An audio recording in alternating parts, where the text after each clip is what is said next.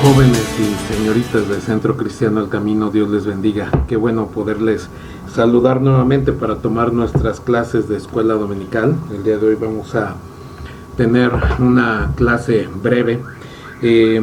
La intención es que podamos a partir del día de hoy involucrarnos en el estudio del libro del Apocalipsis. El día de hoy vamos a ver algunos aspectos con respecto a las iglesias mencionadas ahí, pero no nos vamos a adentrar en el tema. El tema de hoy es jóvenes abandonando la fe.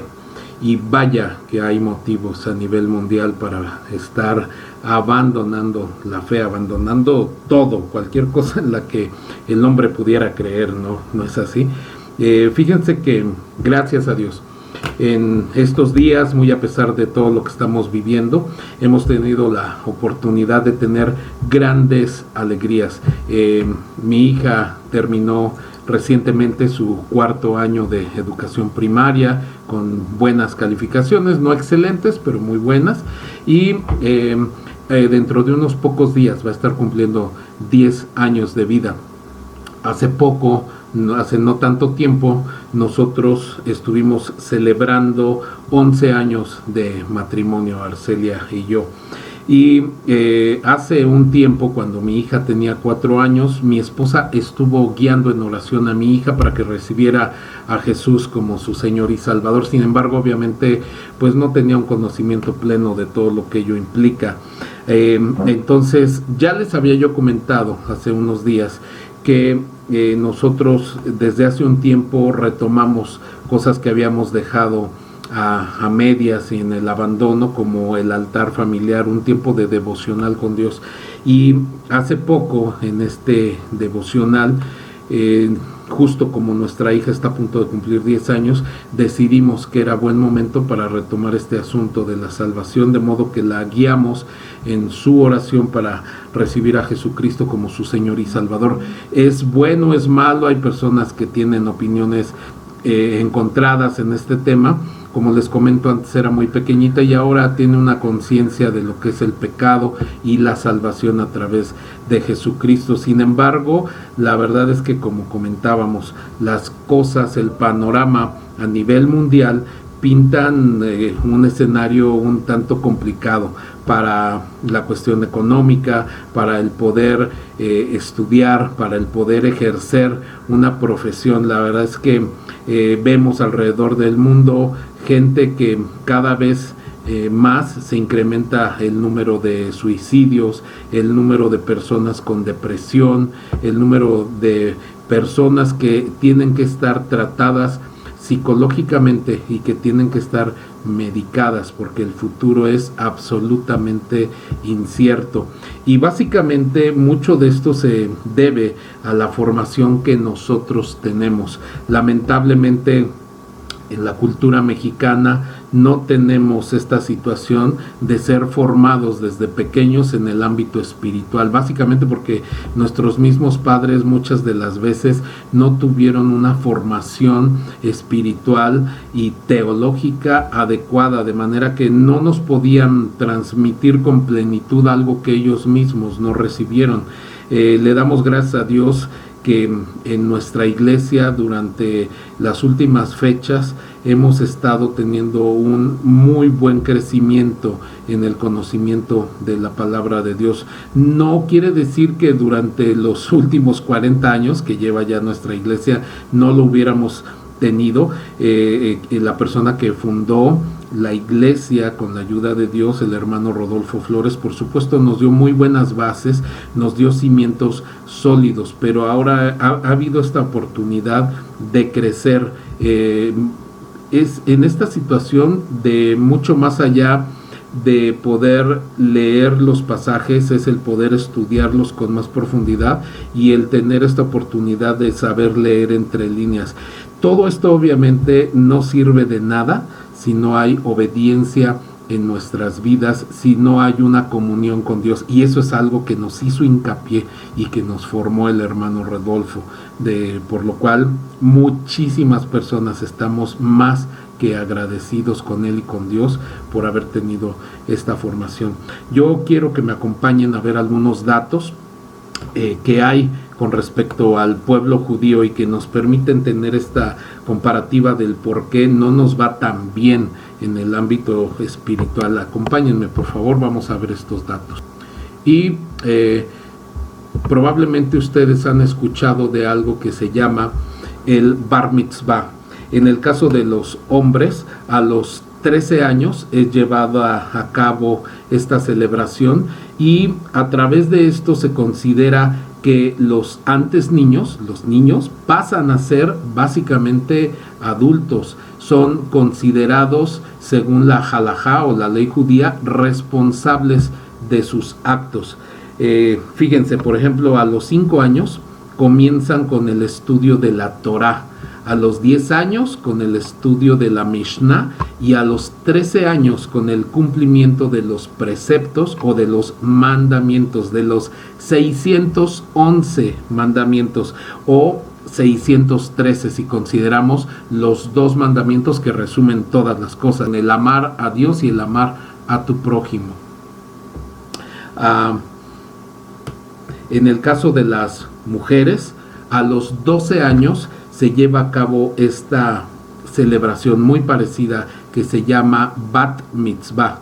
En el caso de las niñas, al celebrar esto se les llama Nahara, que quiere decir mujer joven, y se dejan transcurrir 6 meses más un día, es decir, cuando ellas ya tienen 12 años con 6 meses y un día, se les llama Bogeret, que quiere decir madura.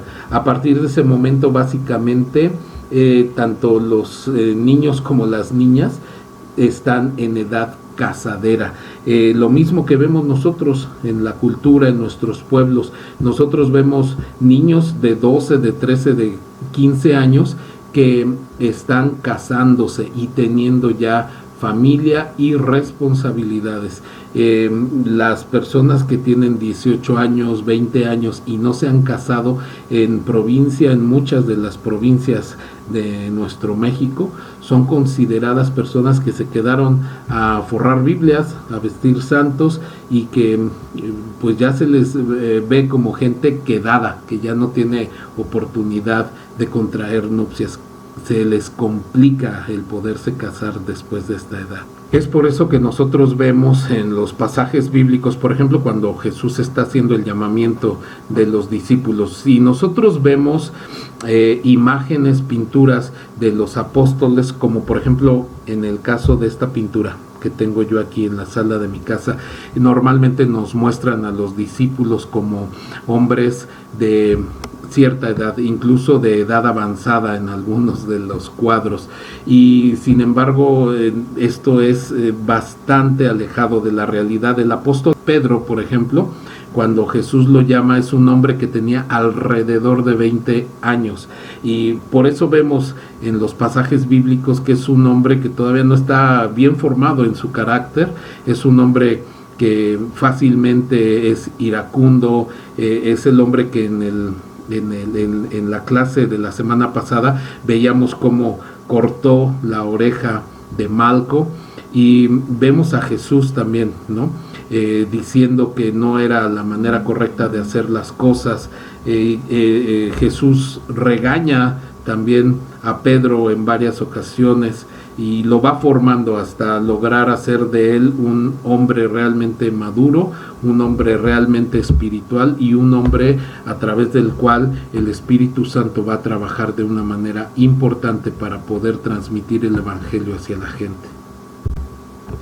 Sin embargo, en nuestra cultura tenemos complicaciones más terribles cada día. Fíjense que aquellos que tuvimos oportunidad de vivir en los años 90, vimos el surgimiento de Marcos Witt.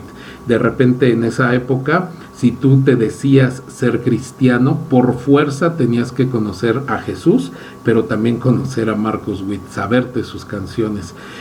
Vimos cómo apareció en el escenario, por ejemplo, Jesús Adrián Romero, y este hombre pasados los años es un hombre que habla de celebrar el Halloween, es un hombre que habla de que si Jesús en la última cena hubiera cantado algunas canciones de nuestros días, seguramente hubiera cantado canciones de los Beatles o de Bob Marley. Marcos Witt, como les decía, es un hombre que intentó hacer una relación, un vínculo con la Iglesia Católica a través de lo que es el ecumenismo y creer que podía haber un solo credo universal, que es lo que nos van a estar manejando muy próximamente con el surgimiento del anticristo. Hemos visto a través del paso de las fechas también cómo surgen hombres como Cash Luna, como Ana Méndez, como Guillermo Maldonado, hombres y mujeres que lucran con la fe, que tienen esta doctrina de que el dinero te puede comprar milagros, te puede comprar sanidades. Y vemos también como personas que son líderes en iglesias, en grupos de alabanza como Hillsong, de repente comienzan a desertar, comienzan a decir que han perdido su fe y que han abandonado su fe en Dios. Tenemos también por ahí un pastor que era de los máximos vendedores de libros, el vendedor de bestsellers a nivel mundial, y de repente empieza a tener problemas en su matrimonio, se divorcia y de pronto lo vemos haciendo declaraciones en apoyo a la comunidad LGTB. ¿Cómo es que no se nos va a derrumbar de pronto todo el mundo y a tener un panorama tan complicado, ¿no? Cuando vemos también gente como Katy Perry, que siendo niña grabó un álbum cristiano, hija de pastores, y de pronto decide igual olvidarse de Dios, lanzarse a la fama, tener dinero, éxito, y lo consigue a costa probablemente de su propia salvación. Las estadísticas, obviamente en Estados Unidos, porque en México no hay, nos dicen que los jóvenes desde la etapa de la secundaria están abandonando la fe cristiana. ¿Por qué? Porque básicamente tienen dos maneras en las que ellos pueden tener una formación espiritual: a través de sus padres o a través de sus líderes de escuela dominical o en el liderazgo juvenil. Obviamente, cuando vemos que los jóvenes pasan en la escuela un promedio de 30 horas a la semana, donde son bombardeados con cuestiones sobre la evolución, la homosexualidad, sobre el aborto, sobre tener relaciones sexuales sin que haya ninguna consecuencia, y después los vemos también pasando un promedio también de 30 horas a la semana viendo televisión, estando en internet, estando en comunicación a través de las redes sociales con sus amigos. Pues obviamente no queda tiempo para poder estar en comunión con Dios, no queda tiempo. En realidad es que no buscamos, como si realmente las cosas de este mundo fueran más importantes que lo que va a suceder en la vida eterna. Dios nos había advertido ya que todas estas cosas pasarían. Vamos a estarlo viendo en las próximas clases, pero el día de hoy les quiero compartir esta información. Las iglesias que nosotros vemos mencionadas en el libro del Apocalipsis, las 7 iglesias nos muestran también épocas en la historia de la humanidad. La iglesia de Éfeso nos muestra a la iglesia apostólica en los años 31 a 100 después de Cristo, y es la iglesia del primer amor, la iglesia que estaba enamorada de Jesucristo y que seguía sus pasos fielmente. En segundo término tenemos a la iglesia de Esmirna, la iglesia perseguida en los años 100 a 312, y representa a la iglesia de los mártires. Hubo una cantidad enorme de gente muerta por causa del amor al evangelio, ya lo estaremos viendo. En tercer lugar tenemos a la iglesia de Pérgamo, una iglesia casada con el mundo, está representando los años 313 al 538 y se identifica con la pérdida de identidad. La iglesia de Tiatira es una iglesia idólatra, representa los años 538 a 1520 y representa la corrupción eclesiástica. La iglesia de Sardis es la iglesia de la reforma del protestantismo de los años 1517 a 1755 y representa el abandono de la abominación y apostasía de Roma. La iglesia de Filadelfia es la iglesia del amor fraternal. Representa la época de los años 1755 a 1844 y es la iglesia avivada. Lamentablemente la época que nos toca a nosotros vivir, pero gracias a Dios también, es la época de la iglesia de la Odisea, una iglesia indiferente. Está representada desde el año 1844 hasta el día de hoy, hasta el día en que aparezca el anticristo en esta tierra. Es una iglesia pobre espiritualmente, de manera que, jóvenes, como pueden ver, la verdad es que la situación pudiera parecer que pinta un panorama horrendo, terrible, sin posibilidad de salvación. Sin embargo, dice la palabra que instruyamos al niño en su camino y que aun cuando fuere viejo no se apartará de él, de manera en que tenemos que confiar en que las cosas sucederán así. Muchos de ustedes, como ya lo hemos platicado, son personas a las que nos podemos referir como de cuna cristiana, nacidos en una familia cristiana, y por lo tanto tenemos esta promesa. Dice también el libro del Apocalipsis en el capítulo 22, versículo 11, el que es injusto, sea injusto todavía, y el que es inmundo, sea inmundo todavía, y el que es justo, practique la justicia todavía, el que es santo, santifíquese todavía. De manera que, jóvenes, esperamos que puedan acompañarnos en las clases posteriores. Vamos a adentrarnos en el estudio del Apocalipsis, vamos a verlo desde un panorama un poco distinto. Vamos a estar revisando cómo el Apocalipsis está plagado, por supuesto, de referencias del Antiguo Testamento, del Nuevo Testamento, y nos muestran cosas que, si las sabemos leer entre líneas, tienen grandes enseñanzas para nosotros. Jóvenes, no se aparten de Dios. Como ya les dije, es la peor época, el peor momento para hacerlo, es el más grande error, porque obviamente no solo afecta la vida presente, sino la vida venidera, la vida eterna. Dios les bendiga, les mando grandes bendiciones y esperamos estar en contacto próximamente. Un abrazo.